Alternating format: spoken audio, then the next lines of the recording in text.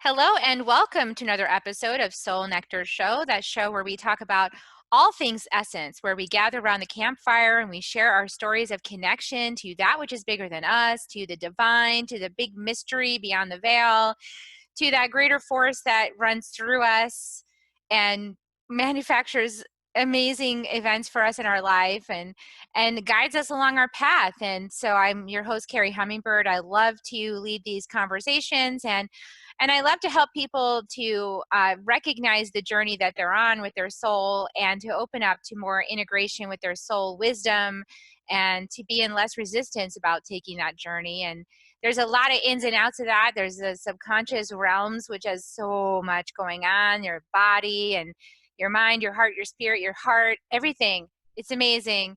And I love taking people on that journey. So if that is something you're interested in exploring deeper, then check out my butterfly circle. We've got an entry point in May, right, coming up. And also we have it in September if you missed the May, and we have January. So whenever you're tuning into this, you'll get to enter one of those points. And today, I always have great guests. And today, my guest is Jenny Hogg Ashwell Randolph. Welcome, Jenny. Hi, it's great to be here. So let me tell you a little bit about Jenny. Jenny is a public speaker and a spiritual leader whose vision in life's work is all about amplifying love on the planet. She was featured on Hay House Radio's Bright New Voices and in the Visionary Insight Press's Spiritual Leaders Top Picks. Formerly a lawyer, Jenny left law to find her true purpose. Through years of self-exploration, motherhood, and training as a therapist, Jenny discovered her ability to intuitively bridge to the spiritual realm and her purpose to channel for the High Council, an angelic council that includes Jesus, the archangels, and other spiritual teachers who are guiding us to amplify love on the planet. Jenny scribed the #1 international bestseller, Love's Curriculum, Messages of Enlightenment for the High Council, and hosts the Love's Curriculum radio show and podcast. And I'm going to be on there too, so that's pretty exciting, very exciting. As a channel and legacy coach, Jenny guides influencers to amplify love and make massive impact on the planet so that together we can build a world where we care for Mother Earth and honor our diversity while living peaceably as one human race. And so this is a big mission, Jenny, and I feel the same mission. How do we do this thing? But let's back up and start, because that's a bigger question. But let's, because we all want to know, how the heck are we going to do this? Right. Let's talk about how you got started, and then let's move into like some of the realities of this process of awakening. Right. And it's neat. You say, let's start at the beginning or start, because really that's that big purpose of changing and shifting the planet into love starts with our own work, with learning to open to more love and authenticity within ourselves, of course, and to move through the world with less fear and more love. So it's a good place to start, I think. Yes, absolutely. You're right. Yeah. So for me, one of the big moments was when I was a lawyer, and it was actually on my very first day of work. So I had 4 years at Berkeley, 3 years at Northwestern Law School, and then I passed the Arizona State Bar, and I had this great job at a big law firm in Phoenix. So I thought, oh my gosh, I'm set. And I was married to my college sweetheart. Like, we had it all planned out.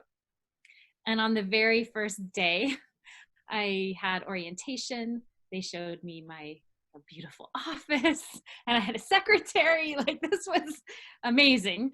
And then I walk into the women's washroom, and I heard, just as I stepped in, which is a weird place, but hey, I crossed this threshold into the women's washroom, and I hear this internal voice saying, remember, this isn't the life you wanted. Remember, there's another life that you wanted.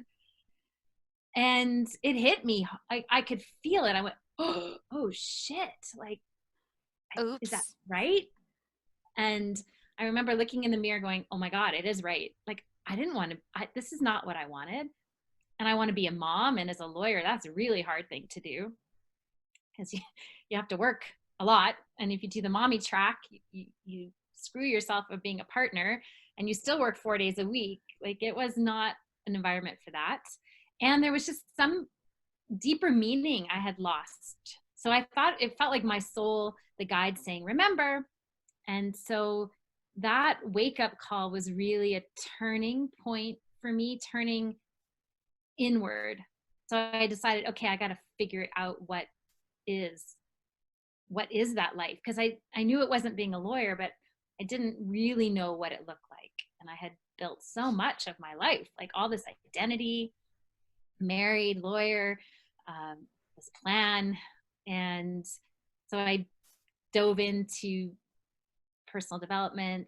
I somehow I got drawn to intuition classes, and that just went, wow, I love this.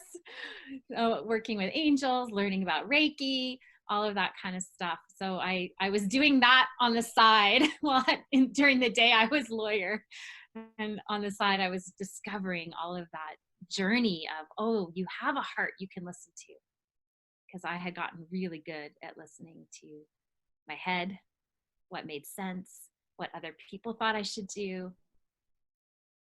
And so, There's a lot of fear with being a lawyer too, like of doing it wrong and yes. Oh, yeah. messing up or losing because you missed something.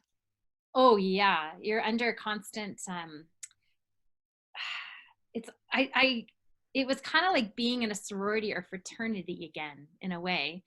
And why do I say that? I just remember feeling that way because I was in a sorority in university, and you had this, you were pledging for a while. So you were under review. Like, do we really like you? And it's Ah, similar when you're a lawyer, because you get your first year and there's all these steps to partnership. Like, I think it was a 7-year plan. So you start out as a first year. So you're constantly, are you getting your billable hours? Are you impressing the partners? Are you getting good reviews? Are you looking good in the office? Like, are you talking to people and almost schmoozing correctly, right? yeah, so, you that, schmoozing. Yeah. so that you go to level 2. And because it's not guaranteed that you'll be there the next year. And then if you're there the next year, okay, well, you have more probably promise that you'll make it to year 3. But yeah, there's this whole time you're trying to get into maybe the boys club, right? Or and make it to partner somehow is the goal, really.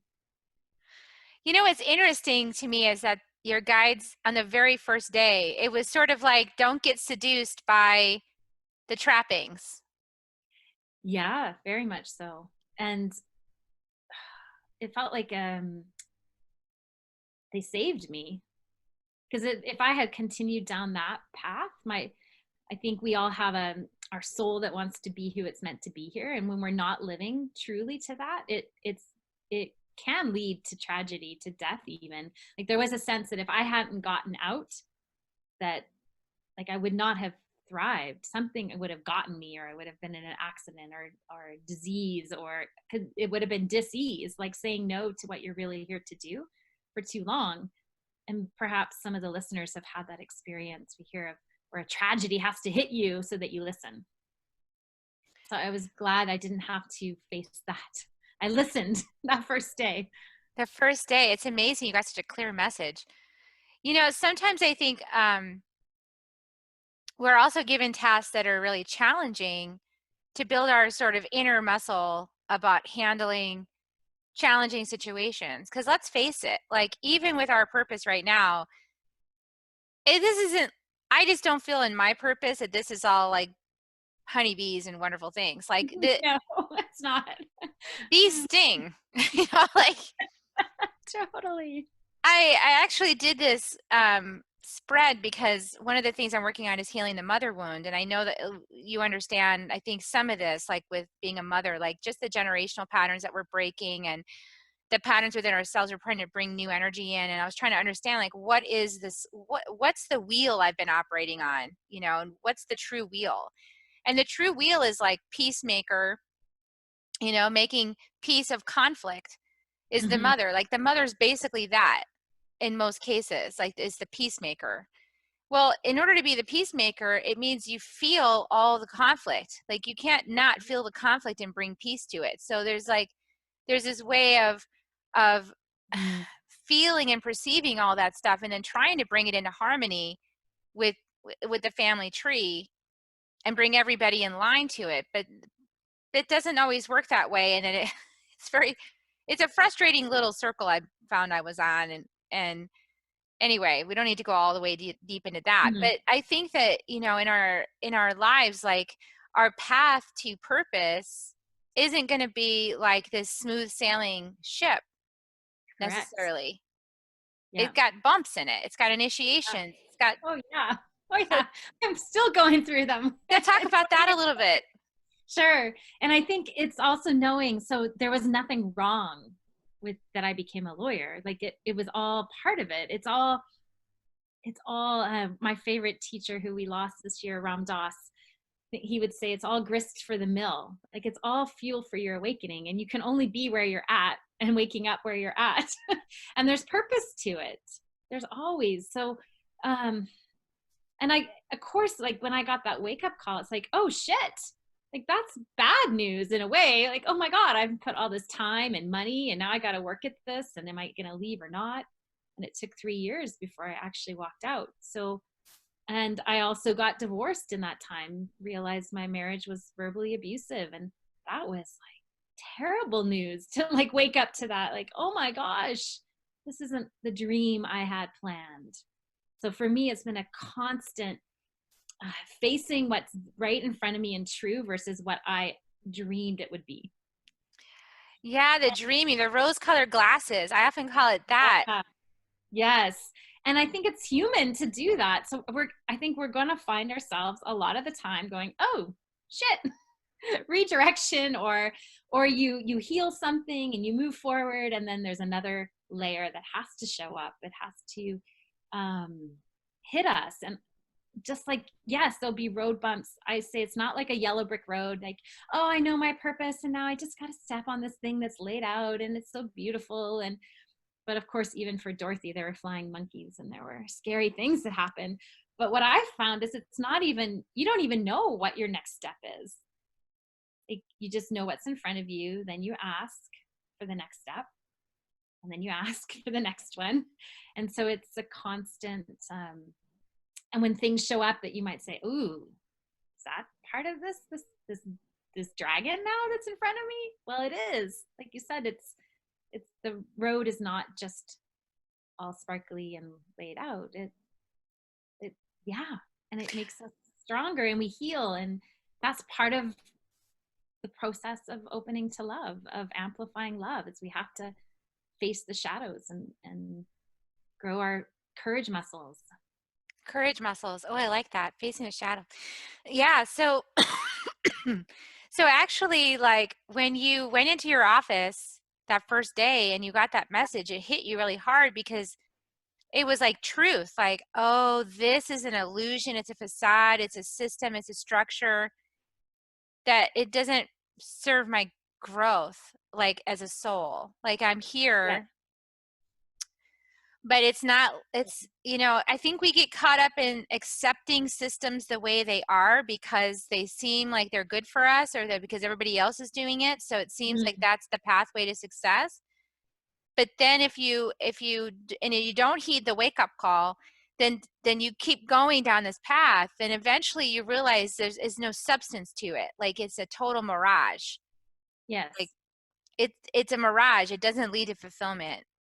It might lead to some money, but it doesn't lead to Right. fulfillment. Right.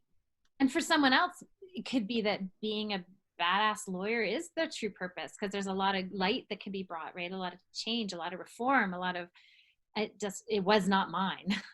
So for me to have tried to do something there would not have been, but it's all useful. Like nothing was wasted. It's so, well, I guess there's always that on the spiritual path. There's the seeming polarities, or like you're everything and you're nothing, right? It's um, your light and your shadow. But yeah, that everything and nothing, like they're both true. So it's I was in the wrong place, and if I'd stayed even longer, the bumps would have gotten worse. But also, bumps are part of things, even when you're on track. Like, and that even being off track, I was on track. Like so there's that weird kind of spiritual. It's all good. It's all Well, it it all could means be that everything, it means nothing all at the same time. you needed to go through that challenge in order to have courage to step into more deeply into your faith, right? Like you spent all this money on Yes. school. Oh yeah. That's stressful to walk away from the one career that makes enough money to pay back that Exactly. educational expense, like I got really good at trusting.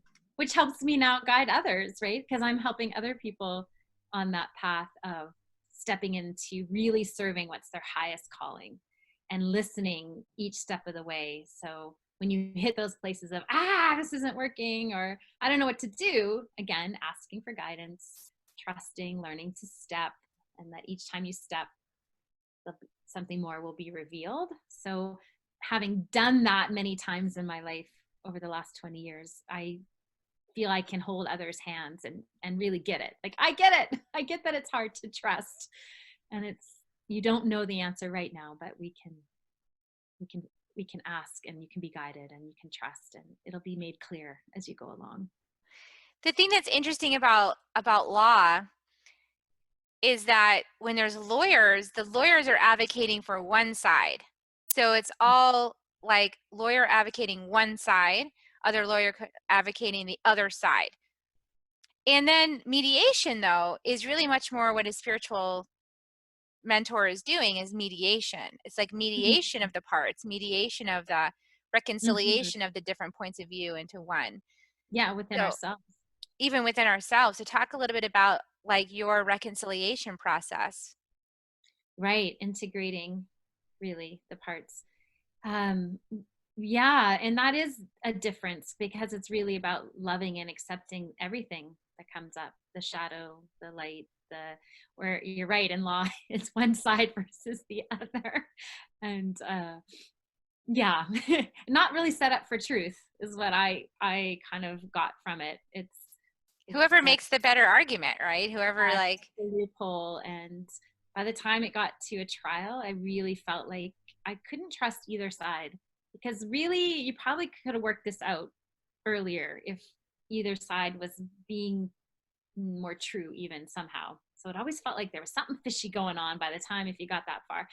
Granted, though, I don't think that's always the case, because there are some amazing, when I think historically, amazing cases that changed the world and brought a lot of love to the world, and really where corporations maybe were doing wrong things and somebody kept standing up to it and finally got something passed that changed things.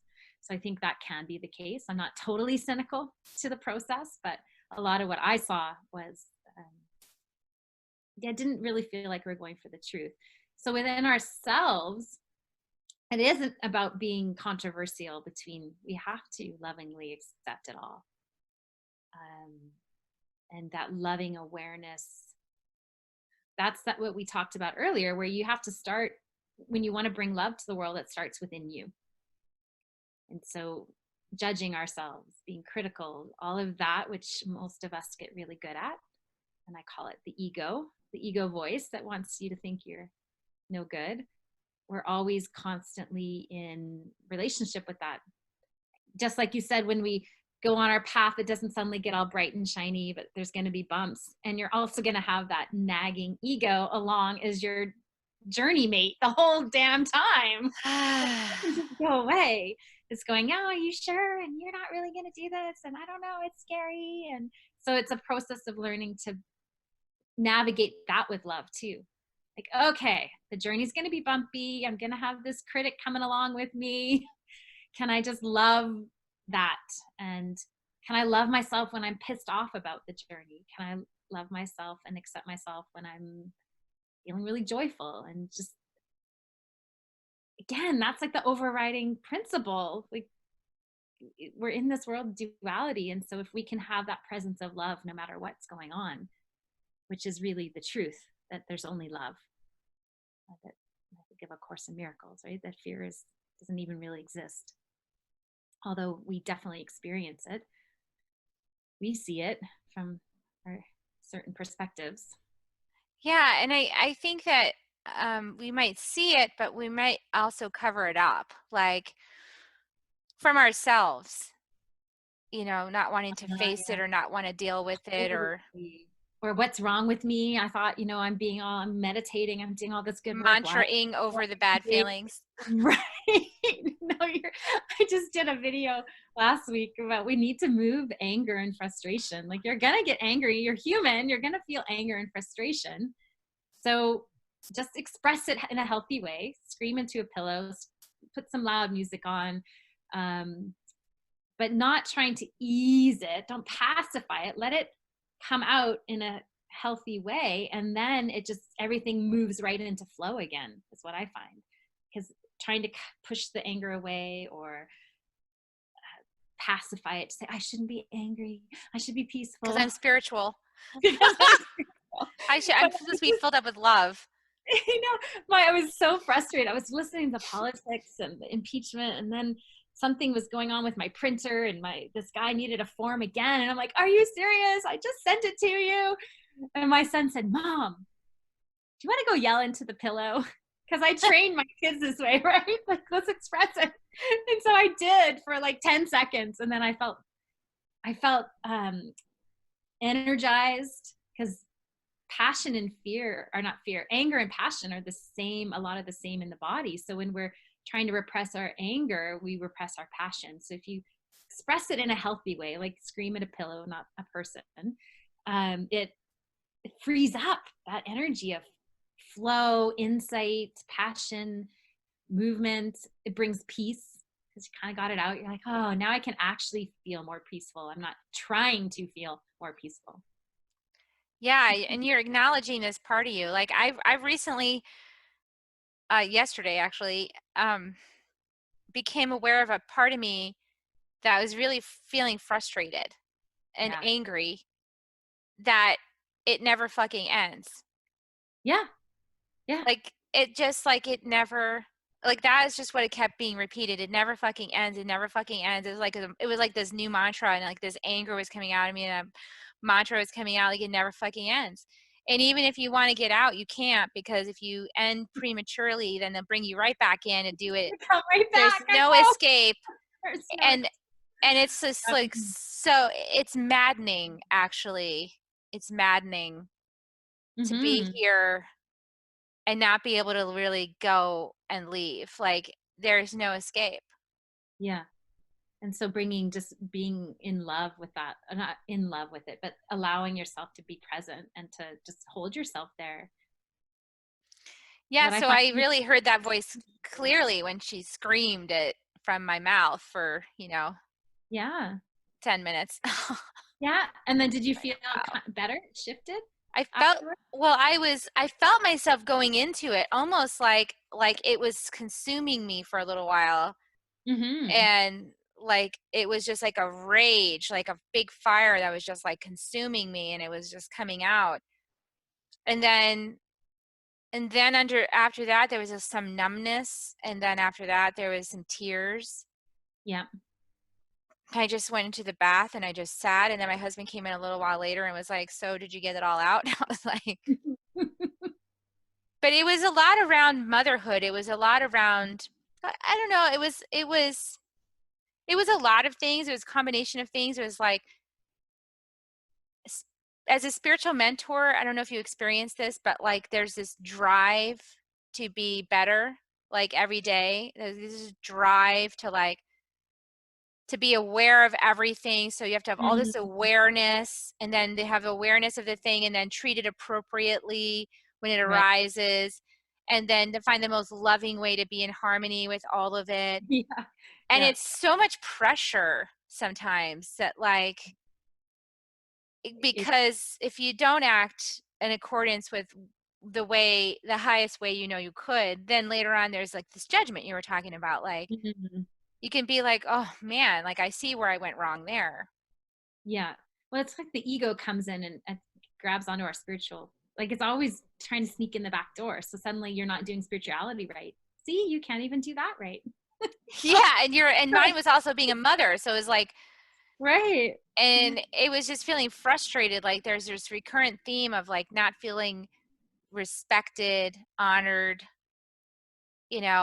and Mm-hmm. giving and giving and giving, and really just not wanting to give anymore. Like there's just a part of me Right. that actually doesn't want to give anymore, and admitting that feels Mm-hmm. like heresy, because Mm. as a mother you're supposed to just Right. give everything of yourself. And I hear all these women saying that, and part of me is like, no, not really. Not Like we're not to be martyrs at I like all. having my identity, my life, myself, and my goals and my purpose, and allowing my children to also be independent agents and figure things out for themselves. So I feel like there's a lot going on right now in this. How are you feeling about your role of mother and like Mm, your sense of purpose, and how do yeah, you create balance for all of that? right. Well, lately I've been throwing out the word balance because even that, right? We have to be balanced. Oh my gosh, it's another to-do list. How am I being balanced enough? And I've been following some inspirational leaders saying balance, it's not going to be balanced. Like when you have a newborn, is life balanced? No. You're all about that baby for a while, and other things, you don't get showers, right? Like there's seasons more. Maybe there's time where Seasons. your work needs more time than family. And yet when I'm doing a lot of work, it doesn't mean I completely shut out the family, but perhaps it's, those moments of true connection, which really for me has been my um, purpose or goal as a mom. Can I be present with my kids and have that energy of love and connection? So whether it's for just 1 second, as opposed to thinking I need to spend the whole day with them, even when they come to me and start talking to me, can I put things down and say, oh, they need my attention? Because oh my gosh, these are my kids, like I love them. So it's, for me, it's just in those moments remembering that I love them and that they're really important. And to me, connection is more important than anything. But that doesn't mean I can't be working a lot of that day, because we can still have those moments. And my kids are teenagers, they don't want to hang out with me all day long anymore. So Yeah, I got you there. yeah, so I have more time to do other things for me than I ever did before. Yet even when my kids were younger, I was better because I still had time and relationship with myself and dreams that I was pursuing. And that I think is important to model for our kids as well. But I guess for me, it's moment to moment. Like if they come up to me and they want me, can I actually have a true connection in that moment and not say, oh, sorry, I don't have time, but just in that moment. Now, if they say, Mom, I want to play a game for 3 hours, I might be like, well, let's do an hour. And then, so it's not being at their beck and call all the time, but I'm not sure I'm explaining it, but it's just in that little moment. Can I be present to this being with me here right now? And to Yeah, me, that acknowledging do you work from home? I do. Yeah, me Yeah. too. So that also is added complication of working from home, doing your, because what Mm-hmm. I realized was that also stories get started, when you're little, you start to form stories about things Yeah. and based on what you're seeing and Yeah. then how you felt about it, and that creates this huge story. Yeah. Well, but it doesn't have any perspective. So for example, when the kids were small, their dad would go to work, he would leave the home and go to work, be gone for all day, and then come home for dinner, right? Like 6:30, 7 o'clock, which they Mm-hmm. found nothing wrong with that because he was out of purview. Like we didn't see what he was doing. Right.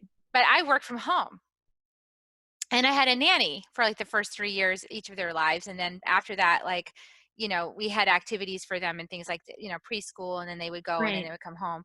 But so I was the one who worked from home. So they would always want my attention all day long, even though they Right. had the nanny, right? Yeah. Yeah. Or a babysitter. They would Yeah. want my attention, and then they would come up and like repeatedly trying to get my attention because they had access to me. Mm-hmm. And then the feeling of rejection starts because I can't acknowledge like every single Right. time, because then I can't get any work done. Like I'm trying to get my work done that pays the bills, right? Right. So this story started that I'm never available for them, but their Mm. dad is, Oh, which right. is false Right. because he was not available. He was at work. Right. I was the one who was actually more available. Right. So that kind of thing also, when you start to realize the brain and how it puts associations on things, and just because because I chose to be in the home, I chose to be the parent Mm-hmm. that was there because I was a latchkey kid. I was alone all the time and I didn't want my kids to be alone. I wanted them to know that I was there. Mm-hmm.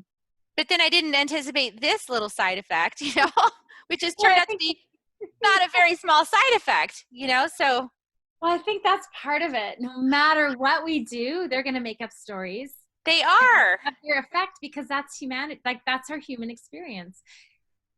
you could be a mom that's like constantly sitting and looking at your child for 24 hours and you look away for 1 minute and the kid's like, oh, I've been rejected. Right? Like, we're as human beings, we we cannot perfectly be connected all the time with our presence. And so no matter what, there's going to be a moment where a kid feels rejected or feels, and I think it's part of our humanity, part of the ego, that we come into this body and we have that part of us that thinks I'm not good, I'm separate. It's already starting. It gets information, something happens, and it starts to build a case and a story. And so we can't do it so that our kids don't have anything. Like, they're human. They are going to have some baggage from the way we parented, no matter how we try to do it. Like you said, you tried to sneak and get rid of that one, and then this other That's one. other way came in. And I like my younger son was telling me the whole thing, and I looked at him and I was like, you're 17. Let's just Oh, have a conversation about this. Let me point some things. So I pointed the thing out to him and he started thinking, oh, maybe, that's yeah, interesting. So I'm like, hey, I'm right here. I wave at you, you're the one who leaves. I wave. I'm yeah, like, hey, do you want to get together? Like, you're the one who's leaving. Now, yeah, not to say there weren't some times that I was like right in the middle of a project and I'm like, not right now. Like, I'm finishing this, or like I've got an right, interview. Like, you can't, sorry. yeah. I never figured out how to do that. Like, come interrupt me during the middle of an interview on somebody else's show, like, I never figured that part out. So Well, and when they hit their late teens and early 20s, again, there's, because I studied counseling, there are parts of our development, and an 8-year-old does not have the brain of a 25-year-old or a 40-year-old. So when we're really young, we only can make things mean there's something wrong with us. So mom, um, like, it's as simple as, oh, like a baby's crying and mom's on the phone and can't get there right in time. Baby's gonna think, what did I do wrong? Um, Mom talks on the phone, it's just a minute, maybe there's been a tragedy, but kid doesn't have a logical brain to actually, they're like, oh no, I must have done something wrong. And so that's what I say, we're built to like start building those stories. That's how our yeah. brain develops. And then we hit our 17, 20, it's all identity. And we're like, oh, our parents didn't do a very good job. Like, most of us Yeah, probably you went through told me that that. stage, Like, you right? did it. You were a horrible mother. I was like, Right.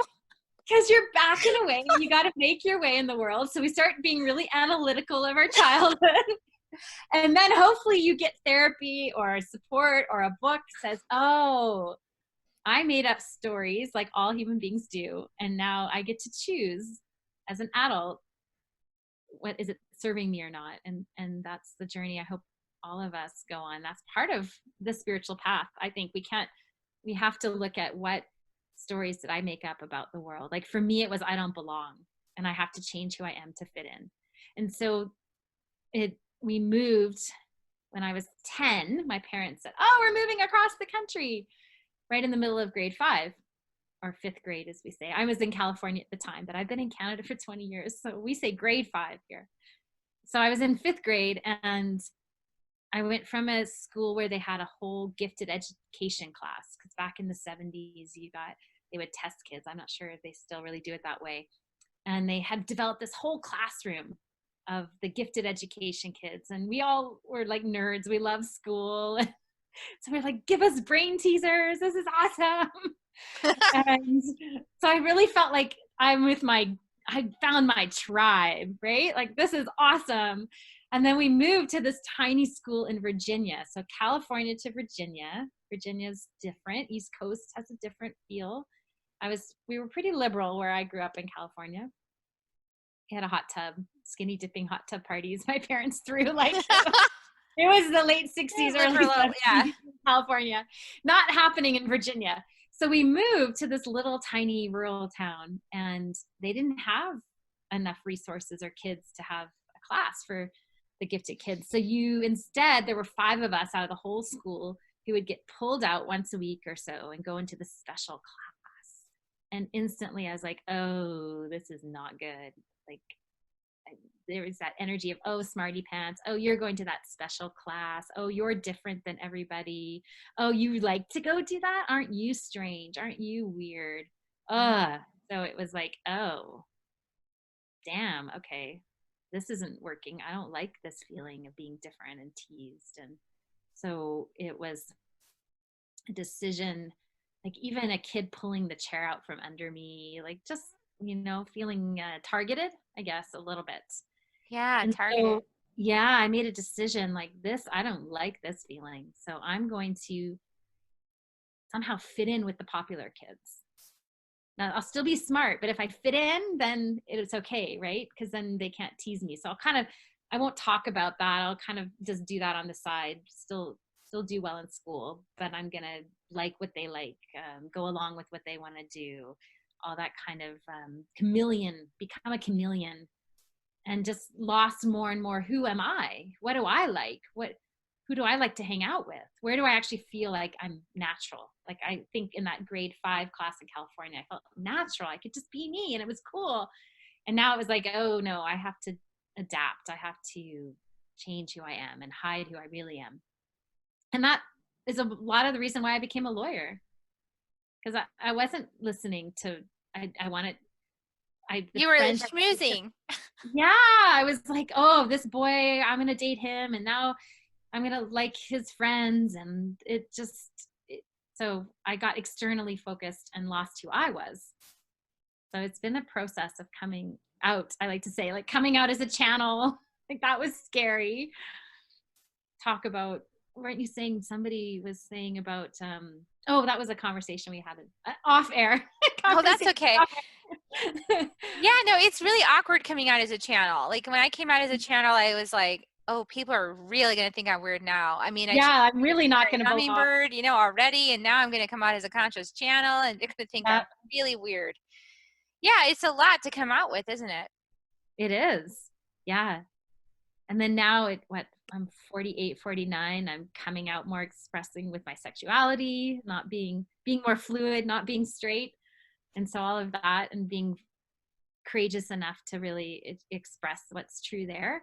But it's interesting because it's not that I knew I was hiding it for all those years. It's not like I knew I didn't want to be a lawyer and that I was hiding myself, because it's unconscious, it's subconscious. It's like, oh, I'm just so used to wearing masks, I'm so used to trying to fit in and be liked, that I didn't even realize. And so that wake up call, hey, this isn't your life as a lawyer. Oh, thank goodness. Okay. Thanks for reminding me. Yeah. Like, oh, you have an assignment to channel a book. Oh, thank you for reminding me. Okay. So it's a journey. And it's only through exploring ourselves that we get to start to peel back those layers. And I don't think it's ever done. Like we're always growing and evolving and learning more about who we are. It never fucking ends. Never fucking ends. See that? Like, oh, keep going. We can't get out of here. Fuck. That happened to me. Like I think it's well, 2 points. One is, so I had to see that the story I'd made up was that I didn't belong, but that's not true. I mean, that was the experience and the way I painted it. But to finally say, no, I fit in as me. And so it's up to me to start painting that story now. Yeah, And we not. get to paint that story for ourselves, right? I mean, and because the thing is, even when you were a little like in 5th grade, Mm-hmm. there's a way in which if you'd have known this, maybe you could have handled it differently, to be like, yeah, this Totally. is who I am. Yeah. And Somebody else might have made that choice even. like it or not, this is who I Yeah. am. And I'm the new kid on the block. So, Yeah. there's a way in Totally. which you could have had that attitude. Like my friend I told you at the restaurant, who I always go, Yeah. the kid that always serves me at the restaurant, he has like teal hair and green hair. And then yesterday it Yep. was hot pink. And I was like, you go, man. I love it. I love your hair being hot pink. And he's like, oh, I just had somebody harass me because my hair was hot pink. And I was like, don't change, like Yeah.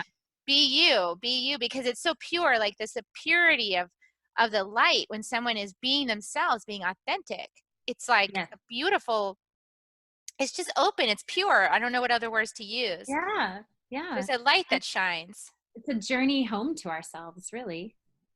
And some of us are more masked than others, perhaps. So Yeah, and taking off the mask is hard work, because it's uncomfortable. Once you've had the mask on for a while, then you got to take it off. yeah, And it's uncomfortable taking it off. So I think it's better to just stay pure. Like just stay you stay you. in Yeah. a world that's like disturbed by you. That's fine. Disturb them. That's who I'm up to leading now. I'm like, I'm the leader of the misfits. We're The the ones leader, who were the oddballs. the misfit But I think toy. your book, right? You're the second The wave, and second the first wave, yeah. angels, and you feel a little bit like, why are we here? I don't fit in here. Well, you're here for a reason. Because And yeah, we chose to be here. We chose to be here in this space where it never ends. never It ends. just keeps going. I hit that place. Like I notice when I work with people in my own journey that when we really step forward actually into our purpose, so maybe we get some clarity and we take a risk and you tell your story or publish a book or come out more authentically, wear what you want to wear, whatever it is, you take a risk to really shine, you're going to get what I call an ego backlash or an ego attack afterwards. Right? It's not, again, you're like, yes, I'm moving forward. It's all going to be great. No, all of a sudden there'll be some kind of sense I need to contract. Oh my God, what did you just do? For me, I went to some events in California and was really like stepping into my mission. And I got home, and the first day for like an hour, all I could feel was, I don't want to be here anymore. Despair, and none of it's going to make a difference. Yeah. But if I end my life, I'm going to come back. So kind of what you were saying, I just was like, damn. Okay. And then I thought, of course I'm feeling this way because I just really committed to the light, to the mission. So that was good to remember that, like, okay, it makes sense that I'm feeling this way. Actually, there's nothing wrong with feeling this way in this moment. And then that brought love to it. And then I think I just let myself feel it for a while. And then had to really pull, I guess I'm going to say, pull myself up by the bootstraps. Like, no, I believe more in hope than this. And I was able to shift out of that darker place, but within a few hours. Yeah, I think there's something about being a conscious channel that I've noticed, and like the energy coming through. Because a couple weeks ago I was in Mountain View, California at the East West Bookshop, and I was doing a talk for a group of, every seat was taken kind of thing, and I did a channeling with White Eagle. And boy, when it comes in a group, it's like whoosh, like a blast of white light, and it's like Yeah. everyone can feel it. The whole things change. You feel like, your brain starts to go wonky, and everybody in the room's like, "Ooh, there's something going on here." And it's like transformations happening like in the moment as I'm speaking. And I can feel it, and it's like it's so expansive and so filled with love and so filled with light that like it's like every cell in my body is being impacted by it in a good way, but like it's so expansive. And then that first night, it was a 2-day gig, and the first night, like after that channeling session, I was so high. I was so high. I almost couldn't go to sleep. I was just like I felt like my brain was lit up like Las Vegas. Yeah. Yeah. And I was like, how am I supposed to sleep with Las Vegas going on, like Yeah. inside of me? You're not. And I was like, thank you, White Eagle. I love you. Like, this is amazing. Thank you for this. I love this work. Yes, thank you for this. Yeah. But ever since then, it's been like this, like integration. Like I've had to rest. Like I've slept more than I think I've slept ever. Like except maybe when I was a teenager. So much sleeping going on, and then there's this dark little resentful part of me that showed up last night where it was just like, it's just never enough. It's never enough. Like you're just gonna keep going. Like when's it gonna stop? And I think it's that angry little part of me that's like, this path is actually very demanding. It's a very demanding path. Yeah. Like you said, I had to give up wine. I had to give because it's my body can't handle it with all of the. It's not because it's bad. It's just that my body can't handle too many toxins anymore. Like if I'm going to channel this much light, I'm going to do this Yeah. much healing work with tobacco and sacred medicines. I can't handle a lot of toxins anymore. So I can't go drink like margaritas by the pool anymore. It's just not part of my life. So there's a part of me that's really angry about all these changes. Yeah, It's for like, when sure. is this going to end? Like, Yeah. how much more? And I think we all have, a lot of people will have a version of that happens. It feels like a familiar human experience. And it's different. Like, this is interesting because I thought there's really no one right way to do this either. I think I said at the beginning, like maybe for someone being a lawyer was their true path. And for me, it wasn't. Whereas you were saying, right, you can't drink wine. And for me, at least right now, it's like I have to have some wine or some heavier thing just to be here. So it's like a different experience. But if it changes, I'll have to like go with it. But I did become a vegetarian. Like it just was, I'm starting to channel and I didn't even think about it. My body was like, sorry, you're not eating meat. Like I'll eat fish. And I just had to listen. Whereas for somebody else, maybe that doesn't happen. Yeah, and maybe it's my own fight. Like some part of me is like, I gotta stay human. So I gotta be able to drink wine and go out dancing and drink coffee because I'm sorry, but I'm here in a body too. So maybe that's my own little like version of, so I will look at that. But yeah, there's that feeling of having to, I think, trust your own, everyone trusts their own journey and it's not going to look the same. And that's been some of my coming out lately. It was like, who can I actually express all of my likes and dislikes and what I like to wear and find out who that really is? And it feels a little like finding that 8-year-old self before she was 10 and tried to fit in. Like, and it's true as women, especially as young girls, apparently we really know ourselves a lot more. And then 10, 11 is the age where we start to kind of lose touch with who we are. And so I feel like I'm going back to that 8-year-old and be like, okay, oh my God, this is what I like to wear. Oh, I like suit jackets. Okay. But not like when I was a lawyer. Now I like funky shoes and tennis shoes and mix it up. But there's this like acceptance, and I can be really a spiritual light and channel. Whereas when I first entered that, left law and entered the spiritual exploration world, there was a lot of, I went right into how am I going to fit in? So I got to wear this kind of thing and I got to have my hair long and all of it's BS, but it was me again, still trying to belong and thinking that there was a certain Yes.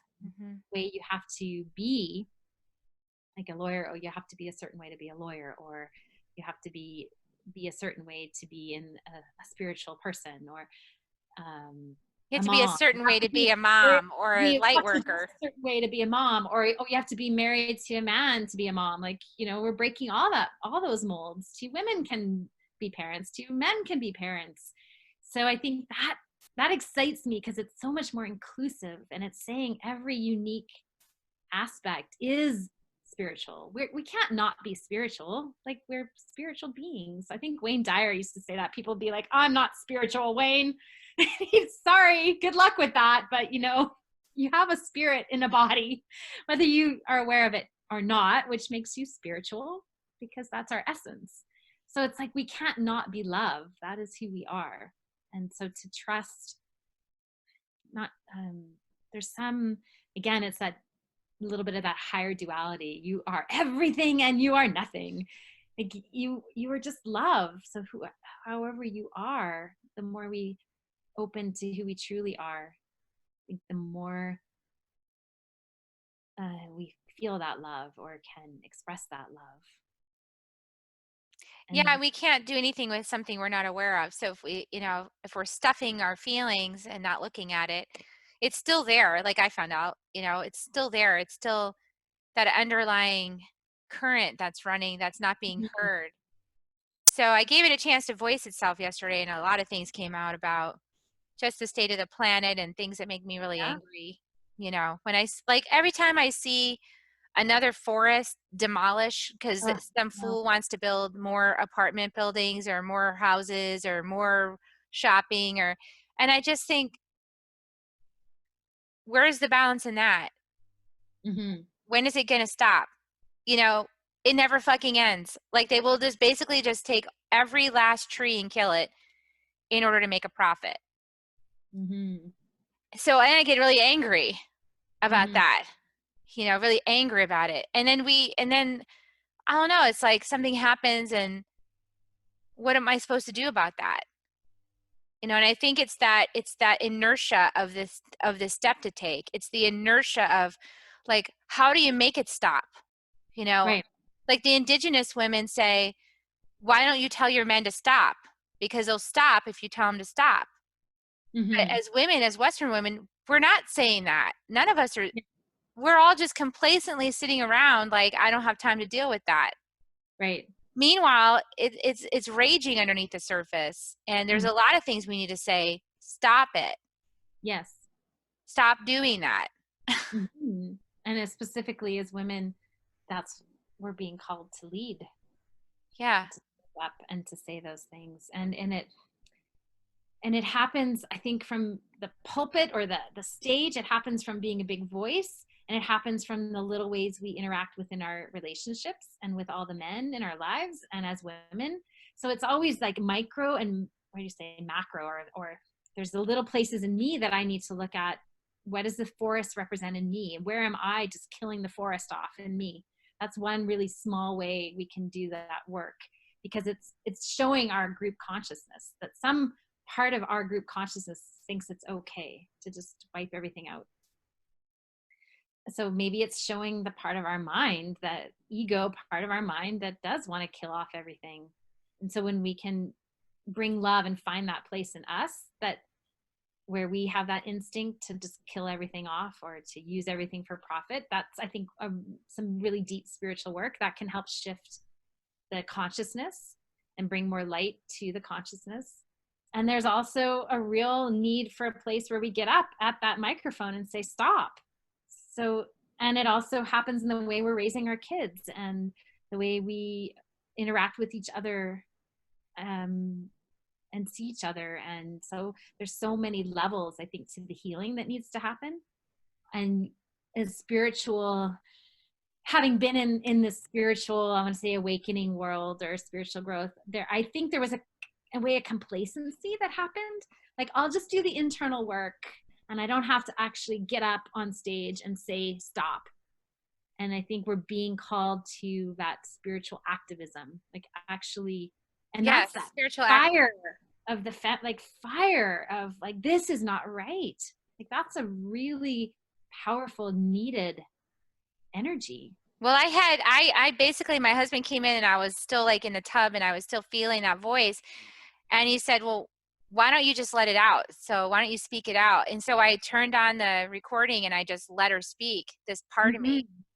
And man, it was intense. It was a rage that came out, just like about so many things, about disrespecting the mother, and not just me as a mother, but like the mother, the planet, the mother, and, Yes. and everything. And it was powerful. And it's probably going to end up being, part of the book, because I think we have to all hear that shadow voice of the mother that says, you expect me to do everything for you, and, I can't. Like, you've got to cultivate some inner discipline and inner respect. Yeah. My milk's all dry. My milk is run dry. Like, stop sucking on me. I have nothing left, know? Yeah. And I think that message needs to be heard, and it's a message that's not going to be popular. But I think, these are the things, or it will be, because we're like, thank God you said it. Yeah. There are so many wanting to be called into action. We know it. And I think, when you said it's never going to end, like, when is this going to end? I've been really sitting with lately, like, here we are, I think, at a crossroads. Like, we're in a major time right now with a pressure cooker, right? With the planet, with politics and fear. So we're really seeing fear come up. So the shadow's coming up. So that's the time we need to bring a lot of love. And it's not new. Like, I think about what people must have been feeling when World War II went on. The end of the world. Like, all of our men are getting sent over there and they're dying. Hundreds of thousands of people. The Nazis have murdered millions of Jewish people. Like, it must have felt like the world was coming to an end. Yeah, for sure. And people were called into loving action. Like, we had to, they were called to fight to free people. Martin Luther King Jr., right? Like, at that time, it must have felt like, oh my God, like we still have segregation. And he had to stand up, and people had to get brave and give a voice and march and do things. So I think it's not a new time in history that we're at. I mean, it's a different scene, and I hope that we've been evolving. Like, I think we have been evolving in our consciousness, but we're at another one of those moments where it's like, are we going to show up and make a difference? and make change, or are we not? Because Are we it going is, to focus on our own small little piece of the yeah, pie and not even concern ourselves outside of yeah. our four walls? And again, we've in history we've had moments like this before, and I think we're at one of those now. Yeah, we And have so to it's, speak up. There's so many mhm, things, so many things. And I think that the time is now. Like the mass majority that's been quiet and complacent needs to step up. mhm. Yeah, and that it's safe to do so. I mean, relatively, right? I think a lot of us who came to bring the light have a lot of that history where, oh God, last time I got burned at the stake, or last time it didn't go so well. That in so many ways, I'm not saying it's totally safe, because there's violence and stuff that is still happening, and when people are trying to be different, yet it's safer than it's ever been, and it's so there's so much more platform available. We're so much more connected. We're so much more unified. There's like that power with social media, with the internet, with travel. Like we're so much more connected, and generally safer, and maybe not in every situation, but overall, we won't be burned at the stake. Well, at least you can hide in your house and do a Soul Nectar show episode and then put that out on the internet and say, I really don't like this. Stop it. Stop it. Stop it. Stop it. Stop it. Let us wake Stop up. it. And it really comes down to the big things we take a stand for, and I think every little moment too. It Yeah, is. how we put our dollars. Women have the biggest budget. Women spend the most money shopping. So guess what? Women have the biggest voice with where you put your dollars. So, that's, for those of you listening to the show, put your money with conscious companies that are not going along with platforms that destroy the earth. And start your conscious companies. I see a lot of that Start happening. your conscious companies. Women doing that, and with men together, and Yeah, yeah, it's not just women, it's men too, but yeah, yeah, it's the often, ones who are willing to embrace the new road and leave the old road and leave the illusion, leave the law office or whatever, the example here, the sort of the thing that's not really true for you, and follow the calling in your heart and actually take action now. This is the time to activate. So yes. we got to get busy. And we're not alone. We're in this together. We can inspire each other. We can inspire each other.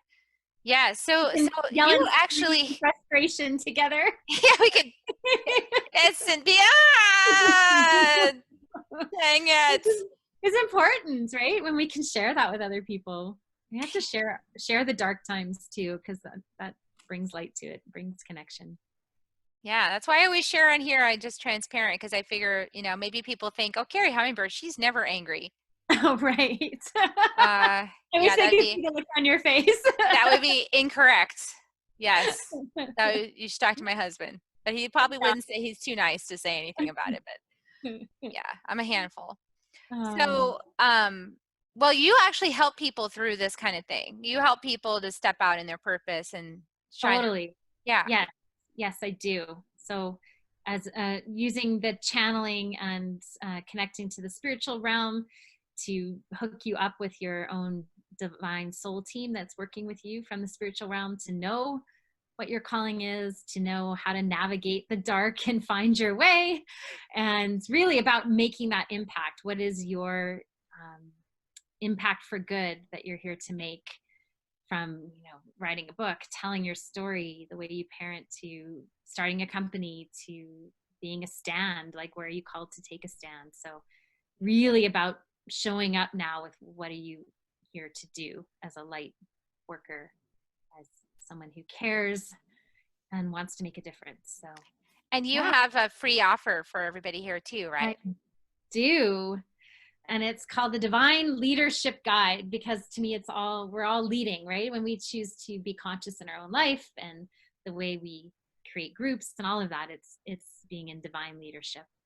And it teaches you the 5 questions to start your day with if you really want to be living powerfully on purpose each day, and then 10 action steps for how to amplify love in all of your daily activities and in your bigger purpose as well. Beautiful. So I'll provide a link to that in the show Right. notes, everybody. So go download Right. that free guide. And is there anything else you want to leave people with on our way out the show? You're not alone. Like I notice, even us sharing here, right? It's so good to share. So to remember that none of us do this by ourselves. So get support, share with people, find people who understand you, because if you are feeling like you don't belong or you're a little bit odd or different than those around you, I like to think it's not that you're different. You're in a pond where you kind of feel different, but when you start to hook up with people who are like you realize, oh yeah, I'm not that different. I'm a unicorn and there's other unicorns. That's the one. Yes, that's the word I like to use too. Unicorn. Yeah. And that we need your unicornness. So And you're not a black sheep, you're a rainbow sheep. So that's great. I love that. Which everybody wants to be a rainbow sheep, right? That's what I'm saying. You are a rainbow sheep. So, well, awesome. So, well, thank you so much, Jenny, for sharing your wisdom on the show and sharing your light. And it definitely felt the energy coming through. I was like, it was a little harder to do the show because I could feel all this love coming through. And I was like, I'm just going to chill out here on the broadcast. But I should have like bring it into something like tangible. But yeah, I hope you guys felt it too. I was like, wow, I'm still feeling it. Yeah, I was having a hard time finding the words. I could just feel the love. It was like, this love wants to come through, and I don't know if I have words for it, but we'll try. Yeah, it's like hard to speak when all that love is coming through. Yeah. So beautiful. Thanks for having me. And I look forward to having you on my show. Oh, I can't wait. I'm excited. For that Okay. space. So everybody, we're going to give everybody kisses. Thank you for being on the show. Hey, before we go, please do us a favor and like and share this broadcast out. Give us a 5-star review on iTunes. That helps the algorithms. It helps more people find us. Leave a comment, share it out to social media. If you find it on YouTube, you can do the same there. We really appreciate you doing that because it helps to reach more people. And now you'll get your reward. Here comes the kisses. So here comes loving kisses, everybody. You want to help me share Sure. kisses? Yeah. Okay, here they come.